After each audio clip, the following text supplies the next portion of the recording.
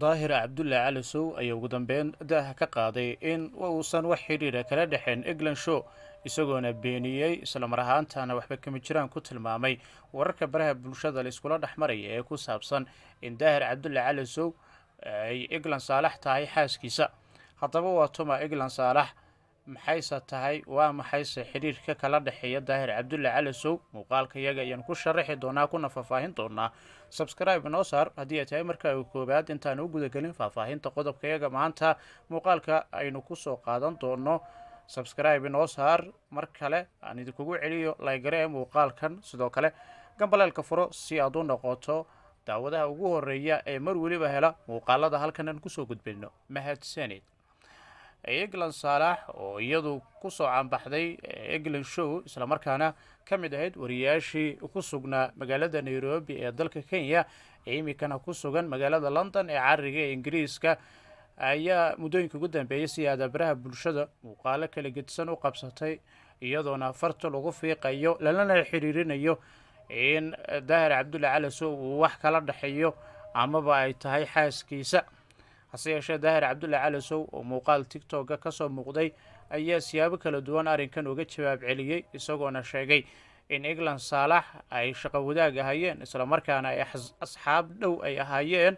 ama weliba yihiin, hase yeeshee uunan jirin xidhiirhka lagu tuhmaye ee kala dhexeeya daahir cabdulle cali sow, isagoo meesha ka saaray arrintaasi madmadowga faraha badan ku jiray muddooyinka ugu dambeeyey. england saalax ayaa waxa ay ku sugneed dalka kenya muddo aada u fog, walow maalmihii ugu dambeeyey si aadabaraha bulshadu ay u qabsatay sheekadeeda. qaar ka mid a dad ay xulufo yihiin nacimo joker oo karbaash iyo weerar afka ku qaadaya daahir cabdulle cali sow ayaa ku tilmaamay england saalax inay ka mid tahay xaasaskiisa daahir cabdulle cali sow, islamarkaana uu ka qayb qaatay bixitaankeeda dalka ingiriiska, lacag xoog lena uu ku maalgeliyey arrinkaasi. hase yeeshee daahir cali sow ayaa meesha ka saaray doodan iyo sidoo kale shakiga ku aadan in england saalax ay yihiin dad xiriir jecel uu kala dhexeeya. waxa uu sheegay in england ay tahay marwo u dhaxday nin dhulbahantaa oo isku jufo ay yihiin. waxa uu sheegay in iyadoo uu mihnada saxaafadda kusoo biirin in asxaab ay ahaayeen, welina ay asxaab yihiin sida uu hadalka u dhigay. waa tuma england show waa wariye iyadu markaasi kasoo shaqaysay warbaahinada dalka kenya, gaar ahaana calson t v oo sanadii 2014 ka howlgelaysay, waxaana jiray waraysi ay la yeelatay daahir cabdulle cali sow islamarkaana dalka uganda xilli uu ku sugnaa magaalada kambala ay halkaasi ugu tagtay si ay waraysi uga qaado. sidoo kale england show iyo sidoo kale daahir cali sow oo ah dad muddo aada u fog aada asxaab u ahaa, ayaa haddana dadka qaar arrinkaasi ay siyaabo kala duwan u hadalayeen muddooyinka ugu dambeeyey, iyagoona aanooyin kala gedisan u jeedinaya. hase yeeshee england show waxa ay ka shaqaynaysay telefishinka r t n ee ku yaala magaalada nairobi ee dalka kenya, halkaasi oo ay kusoo caanbaxday barnaamijkeeda england show oo ay ku casuumaysay bahda fanka iyo qeybaha kala gedisan ee bulshada, dadka kuwooda miisaanka iyo magaca ku leh bulshada soomaaliyeed. waxaana muddo aada u kooban oo ay ku sugneed dalka kenya ay ugu dambeyn imika u ambabaxday dalka ingiriiska, gaar ahaan magaalada london oo ah hoygeeda imika joogtada halkaasi ay ku nooshahay. haddaba daahir cabdulle cali sow iyo nacimo joker ayaa dagaalkooda marba marka ka dambeeya cirka isku shareeraya, isagoo isu sii bedelaya wejiyo cusubna sii yeelanayo. arrimo kala gedsan ay kasoo baxayeen muddooyinka ugu dambeeyey. waayadan dambe waxaynu baraha bulshada ku alkeenay dood aada u xoogan oo ka taagneed baraha bulshada, iyadoo warar kala gedsan la isku marinaya barta tigtogga. gabadha la yidhaahda nacimo joker oo dagaal iyo sidoo kale xifaaltan aada u xoogan uu kala dhexeeya daahir cabdulle cali sow ayaa marba marka ka dambeeya waxa ay hadallo kulkulul isdhaafsanayaan gabdho kale oo beesha daahir cali sow uu kasoo jeedo, iyagu ka tirsan islamar ahaantana hiil iyo markaasi garab istaag u muujinaya daahir cali sow, iyadoo dhanka kalena nacimo joker iyadu qudheedu aynan dab yar shideen islamar ahaantana ay soo saaraysay xogo kala gedsan iyo warar kala gedsan oo ay ku beeninayso in muuqaalo fadeexa ah laga hayo, islamar ahaantana waxa uu daahir cali sow ku tilmaamay yihiin wax saxa.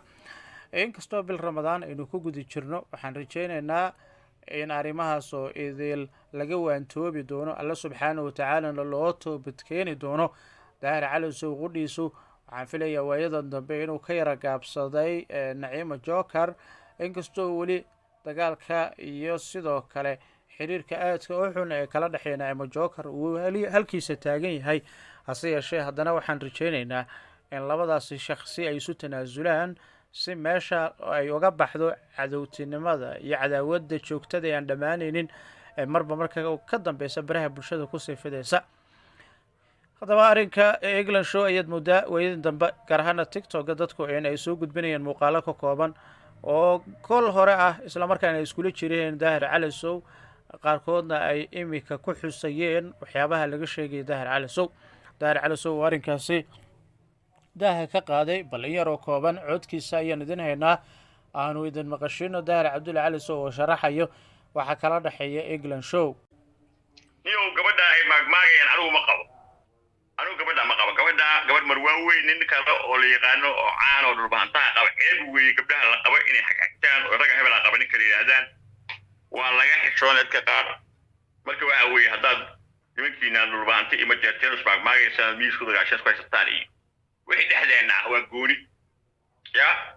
gabadhaas england show england saalax cali baa gabadha orobaga sugay anigu ma qabo gabadh marwaan weyn nin kala qaba intaa un baa usoo qabsata yaa qaba waa la yaqaaninka qaba intaa un baan meesha usoo koray inaan idhaahdo anigu hadal xun iyo inaan meesha ka idhaahdo may hadday soo aagta tahay england iyo daahir baa saaxiiba waa run england iyo saalax waxaan la aaminsanahay ilmahan dhalay inay ka mid tahay wax ka iska daa saaxiibtay weey waa walaashay waa gabadhaydii iska daa konta kori ka hadlaysaa hadda england caawa aan hayo $1 million u baahan taha waa siinayaa ma fahamta waana ilaashadaa ya england baa arrintaas cadday doonto waxaa weeye ayadoo weli ahayn bal england baa ayadoo weli ahayn isbaranay ilaa maantay weli noqotay ilaa maanta gabadheedii bay ahayd wanaageedaan jeclaa qof isag ii xurmaysa gabdhaha habargeedka ma hela qof ii xurmeeya wixii ku saabsan maal adduun iyo hunguri wax kasta diyaar suna ida arig waxay haysan waa ka qaadanay waxaan hayo way ka qaadanaysaa laakiin gabadhu anigu ma qabo inta haddaba sida aad soo dhegaysateen daahir calasow waxa uu halkaasi ku xaqiijiyey in england show ay asxaab dhow yihiin islamarkaana uusan cidi ku doorsanaynin waxa uu sheegay in haddii ay jirto in dhaqaale uu siiyey in mar weliba uu diyaar u yahay inuu gacan qabto garab istaago wax welibana ay isla wadaagaan balse waxa uu meesha ka saaray shakiga ah in dana kale ay jiraan siba arrimo guur iyo arrimo kale oo jacayl waxa uu sheegay in england show ay tahay marwo la qabo imikaba ay tahay xaas sida uu hadalka u dhigay daahir calasow ayaa arrimahaasi si aada u faahfaahiyey barta tiktoka waxaana uu sheegay in wararkaasi baraha bulshada qabsaday inay yihiin kuwo been abuur iyo brobagando isugu jira oo lagu doonayo in lagu sumcad dilo inantaasi waxa uu sheegay in daahir calasow uu tilmaamayo in england show ay tahay inan sharaf leh islamarkaana qoys sharaf leh kasoo jeedo oo wanaagsan islamar ahaantana ay tahay mid ka mid a gabdhaha uu sida aadka markaasi u qadariyo xushmad maamuus iyo sharafna uu hayo mar welibana uu diyaar u yahay inuu difaaco garab istaago waxa ay dadku iyadu si aada ugu eedeynayaan ay yihiin waxba kama jiraan sida uu hadalka u dhigay daahir calasow ayaad moodaa in waayadan dambe uu muujinayo tanaasul aada u xoogan islamar ahaantana uu isku dayiyo bal inaanu gafaf kale afkiisa aynan ka soo bixin isagoo markaasi ka codsanayo dadka brobagandada baraha bulshada ku aada ugu faafinayo in ay joojiyaan islamar ahaantana ay ka waantoobaan si ay iyagu noqdaan dad wanaagga iyo khayrka isku kaashado islamar ahaantana dadka kale wanaagooda iyo khoorkoodana fara kana taliyo acmaasha wanaagsan maadaama ramadaan aynu ku guda jirno.